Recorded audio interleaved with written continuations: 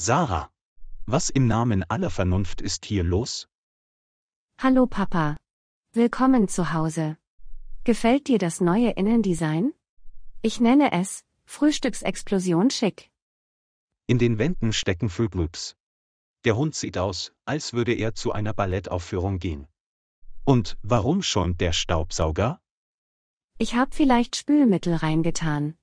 Außerdem meinte Sparkles, der Hund, er wolle sich selbst ausdrücken. Du bist seit genau einer Stunde aus der Schule zu Hause. Eine einzige Stunde. Und das alles hast du gemacht. Also, willst du damit sagen, ich bin kreativ? Ich sage, du bist ein wandelnder Tornado des Wahnsinns. Ein Chaos-Elf. Ein Gremlin mit Zöpfen. Chaos 11 gefällt mir. Können wir das nächstes Jahr auf meine Geburtstagstorte schreiben? Du bekommst keinen weiteren Geburtstag, wenn du nicht erklärst, was hier passiert ist. Ich habe dir eine Anweisung hinterlassen. Fass bitte nichts an, bis ich nach Hause komme. Technisch gesehen, habe ich nichts angefasst. Der Löffel hat angefangen. Dann hat der Löffel die Marmelade berührt. Dann hat die Marmelade den Mixer erwischt. Dann hat der Mixer den Ventilator getroffen. Danach ist alles durch die Luft geflogen. Okay, weißt du was? Jetzt reicht's. Ich bin am Gipfel des Geduldsberges angekommen. Du brauchst Hilfe, Sarah. Das sag ich seit Jahren. Niemand hört auf mich. Ich meine professionelle Hilfe. Einen Kinderpsychologen. Therapie. Psychiatrie. Das volle Programm. Moment. Du bringst mich zu einem Kopfdoktor? Oh. Wird er mich hypnotisieren? Kann er mich bellen lassen wie ein Hund? Darf ich ihm erzählen, dass du im Schlaf schreist? Nein. Das wird für dich kein Spaß. Das ist kein Ausflug nach Verrücktenhausen. Das ist eine Strafe. Das ist mein letzter Versuch, dich davon abzuhalten. Mit einer Lupe und einem Toaster die Nachbarschaft in Brand zu setzen. Das war einmal, Papa. Technisch war das Feuer meist außerhalb der Nachbarshecke. Wir gehen morgen. Gleich früh am Morgen. Ich habe schon einen Termin bei Dr. Kranich gemacht. Er soll der Beste sein. Und wenn du dich beim Therapeuten daneben benimmst, bring ich dich auf dem Rückweg ins Internat. Das sagst du immer, und trotzdem bin ich noch hier. Immer noch Internatsschülerin in Papas ehrenvoller Einrichtung. Haus des endlosen Geschreis.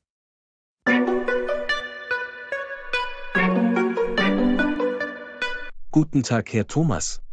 Und du musst Sarah sein. Was für ein schöner Name. Bist du bereit, reinzukommen und ein bisschen zu plaudern? Nur wenn ich am Ende einen Lutscher kriege. Und du mich nicht in ein Huhn hypnotisierst. Keine Hypnose, versprochen. Obwohl Hühner faszinierende Tiere sind. Mein Papa benimmt sich wie eins, wenn er eine Spinne sieht. Das hier ist keine offene Bühne für Stand-up, Sarah. Geh einfach rein. Also Sarah, erzähl mir doch mal ein bisschen über dich. Na gut. Ich bin 10.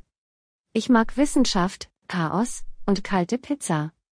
Ich habe einen Papa, der glaubt, Probleme löst man durch lautes Schreien. Faszinierend. Und, kommst du oft zu Hause in Schwierigkeiten? Nein. Ich erschaffe Schwierigkeiten. Das ist ein Unterschied. Sie hat letzte Woche meine Schuhe an den Deckenventilator geklebt. Das muss einiges an Mühe gekostet haben. Danke. Endlich erkennt jemand mein handwerkliches Talent. Macht es dir Spaß, Leute zum Lachen zu bringen? Ich mag es, Reaktionen hervorzurufen. Manchmal lachen sie. Manchmal schreien sie. Manchmal weinen sie leise in der Vorratskammer. Sarah, was hältst du von Regeln? Sie sind eher sowas wie Vorschläge von Leuten ohne Fantasie. Und Autoritätspersonen? Oh, ich liebe sie. Sie sind mein Lieblingsspielzeug. Sie hat die Sprachaufnahme ihres Schuldirektors in einen Klingelton verwandelt.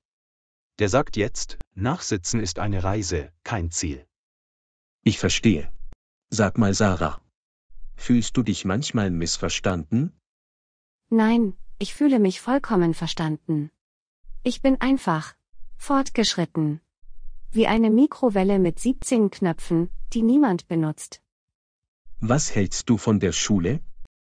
Das ist ein Ort, an dem Kreativität stirbt. Und was möchtest du werden, wenn du groß bist? Königin. Vom Mars.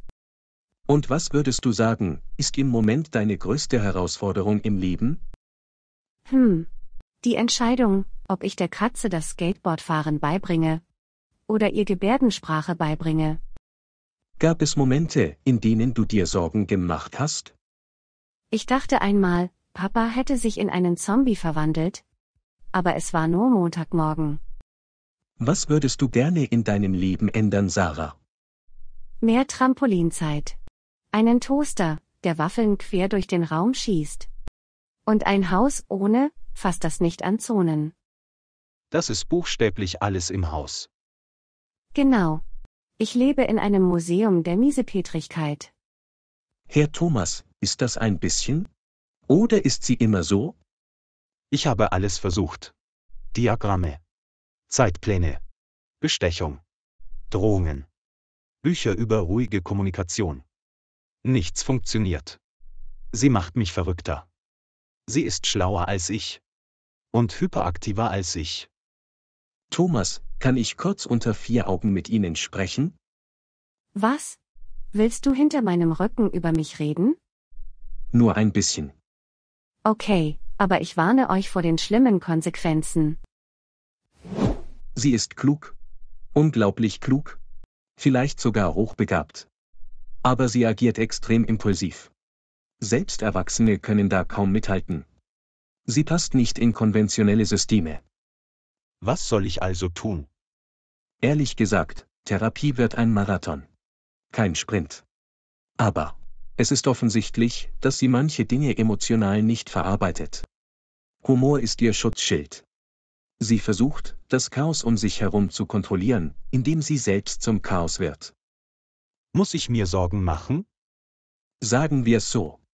Sie wird entweder eine sehr erfolgreiche Geschäftsführerin oder eine charismatische Sektenführerin.